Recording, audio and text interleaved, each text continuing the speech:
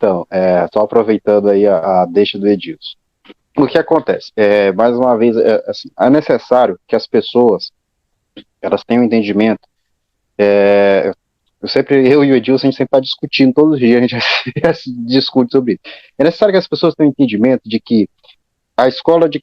Um exemplo aqui, eu vou usar o comandante aí que tem escola, fez escola de Estado Maior. Né?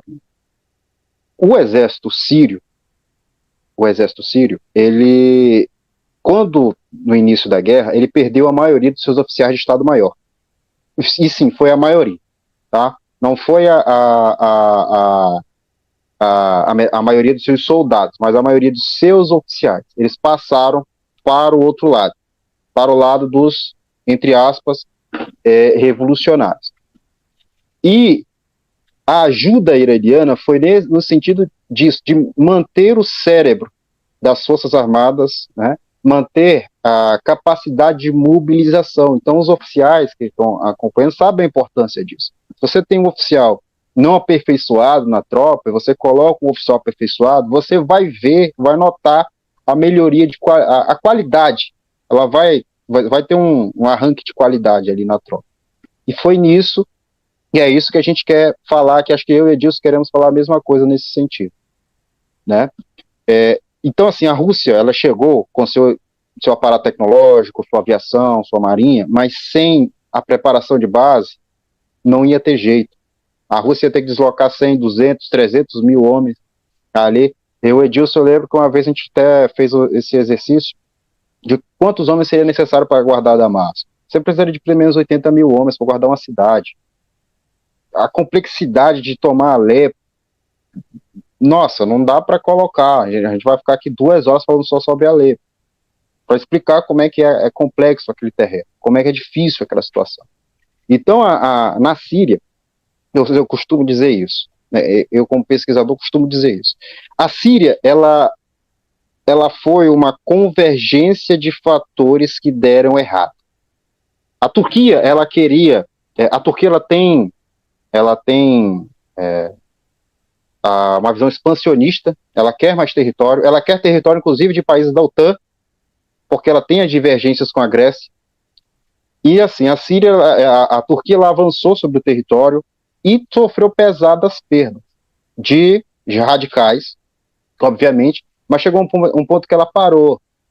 O exército turco ele não teve força. Por quê? Porque percebeu-se que ao longo da operação os custos disso iam ser gigantescos. E você não tem do lado da Turquia, né, o fator ideológico que você tem do lado do Irã. Por exemplo, como que o Irã consegue tirar um combatente do Afeganistão e colocar na Síria? Eu vou explicar bem direitinho, da melhor forma possível para o telespectador entender. Nem tudo é dinheiro.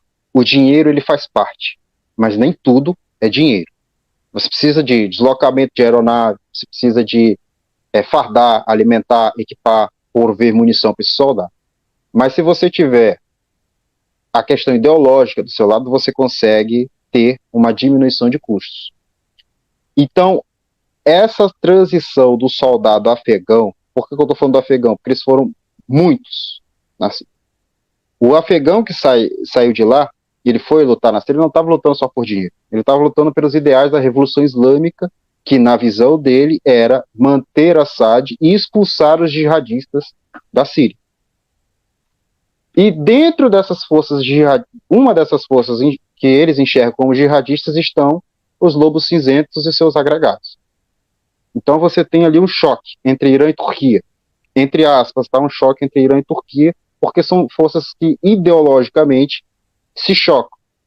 Politicamente eles têm boas relações, mas ideologicamente eles se chocam, em algumas áreas. A Síria é uma delas, e no futuro isso pode evoluir, mas isso aí fica para outra live, né? E o Hezbollah, que ajudou muito também, a ajuda dele foi diferente. Não teve o viés ideológico que a Guarda Revolucionária usou para trazer os afegãos. Eles ajudaram com recursos financeiros. Por quê? Porque chegou um momento que você não tinha como pagar os soldados. E o Hezbollah, através dos seus tentáculos financeiros, ele fez esse pagamento, ele conseguiu manter esse fluxo financeiro para as unidades militares da Síria. Então você tem essa gama de fatores. Você tem, inclusive, a interferência russa, por exemplo. A interferência da Rússia, ela chegou e foi boa para Israel. O Edilson vai pegar isso lá na frente. Por quê? Porque com a Rússia você diminui a importância do Irã. Para a mídia, obviamente, a Rússia chegou, mudou o mundo. Mas, politicamente, com a Rússia lá, você deixa de ter o Irã como o principal fator de mudança, porque o peso da Rússia é muito grande. Então, o peso geopolítico russo é muito pesado. Então, ele vai tirar parte da importância do Irã dentro da manutenção da estrutura de Estado. Então, eu estou tentando separar as coisas aqui.